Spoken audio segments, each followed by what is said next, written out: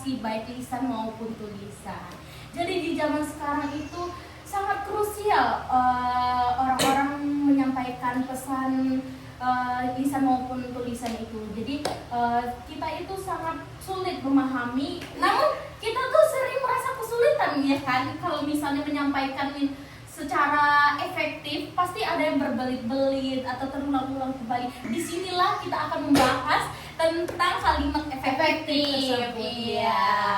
Oke, selain itu kami juga akan memberikan berbagai contoh dari kalimat efektif itu sendiri ya, Mbak Mas ya. Jadi kan di sini dalam podcast ini bertujuan untuk mengetahui apa sih kalimat efektif, karakteristiknya, cara menganalisis dan lain sebagainya. Bertujuan untuk apa? Agar kita para Gen Z ini ya bisa lancar dalam berkomunikasi, bisa berani berbicara di depan umum menggunakan kalimat yang efektif. Iya benar sekali. Dan juga jika Anda ingin tahu ya bagaimana cara membuat kalimat yang singkat namun dia itu efektif, oke, padat, mudah dipahami dan dapat menyampaikan pesan dengan tepat. Tetaplah bersama kami. Dan di sini akan didampingi oleh host terhot Hot. dan saya Indo Permatasari dengan NIM F1D1240332 dan rekan saya. Dan saya Rizky Zara Alia Bila dengan NIM F1D104. Oke, dan bintang tamu kita yang amazing, bombastis dan Lydia. Oke, perkenalkan dulu Mbak dan Masnya, mungkin dari Masnya dulu. Ya, di sini saya akan memperkenalkan diri ya. Perkenalkan, nama saya Wirli Mulia Saputra dengan F1D1240112. Dilanjutkan. Ya, Oke, di sini dengan saya Dina Sarah Wijaya dengan NIM F1D1244046. Dan Halo semuanya, perkenalkan nama kami, namaku Rizka Fitria Borpurba dengan NIM F1D1246018 dan teman saya. Hai guys, nama aku Tatiana Lutfi Ramadhani dengan NIM F1D1243030. Wow, sekali ya. Oke, semoga episode ini dapat memberikan Anda wawasan tentang kalimat efektif dan juga dapat meningkatkan komunikasi bagi para penonton. Selamat menyaksikan. Oke, sebelum kita memulai podcast ini, pasti kalian para penonton bertanya-tanya ya. Dari judul podcast kami adalah menganalisis kalimat efektif. Nah, dan kalian pasti bertanya nggak sih apa sih kalimat efektif itu dan bagaimana karakteristik serta ciri-cirinya? Oke, untuk itu saya bertanya pada bintang tamu kita. Ismail Fitria Borpurba. Baik, jadi saya akan menjelaskan mengenai kalimat efektif dari sumber jurnal yang berjudul Mengaplikasikan Kalimat Efektif dan Merevisi Kalimat Menjadi Efektif, disusun oleh Kak Liza Afriana. Nah, ini dari Yayasan Pendidikan Sumatera Barat Padang, ya, Hots ya. Kalimat efektif itu adalah perasaan dari pembicara atau penulis ini tepat atau tergambar di otak pendengar dan pembaca. Jadi misalkan ada satu kalimat atau satu cerita dalam kalimat efektif. Nah itu tergambar di otak sang pembaca sama seperti si penulis yang menceritakan. Mudah dipahami. Iya, mudah dipahami. Oke, benar sekali. Jadi begitu ya penonton. Jadi itu kalimat efektif itu ialah kalimat yang gagasannya itu sama dengan pemikiran sang pembaca. Ya, jadi Mbak Fitria, apakah orang yang bisa baca pikiran orang itu menggunakan sebuah cara, yaitu menggunakan kalimat efektif? Apakah Tidak benar? juga. Iya. Mbak, saya mau tanya dong. Bagaimana sih ciri-ciri karakteristik kalimat efektif itu, Mbak? Nah, ada banyak ya teman-teman.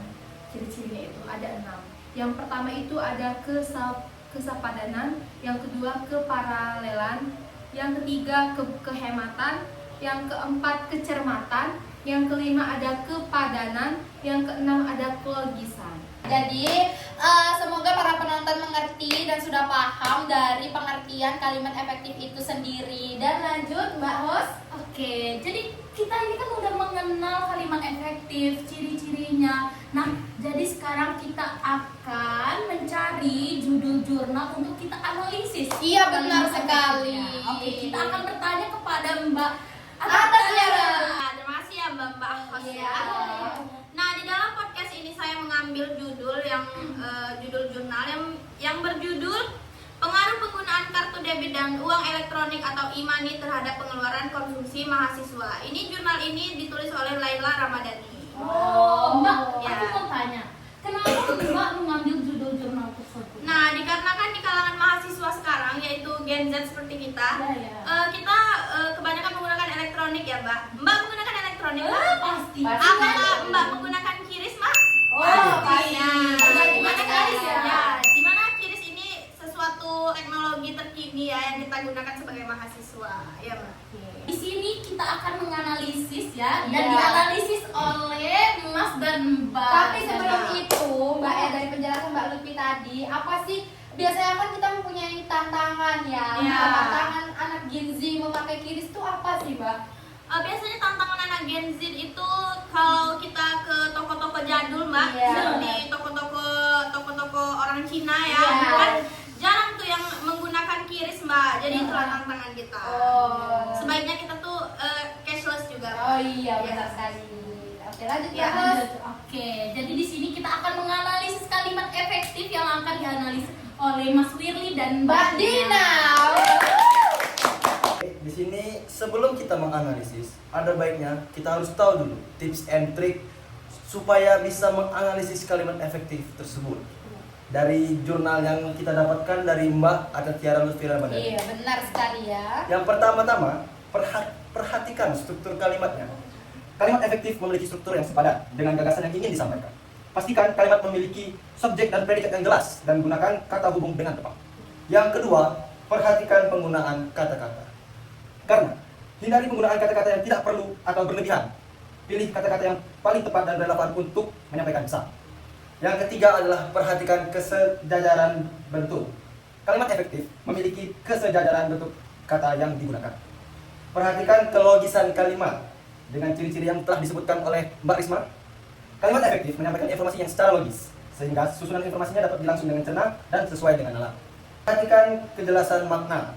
Kalimat efektif memberikan informasi secara jelas kepada pembaca atau pendengarnya, sehingga tidak memiliki potensi bermakna ganda. Kepada Mbak Dina, kami persilakan untuk menjelaskan.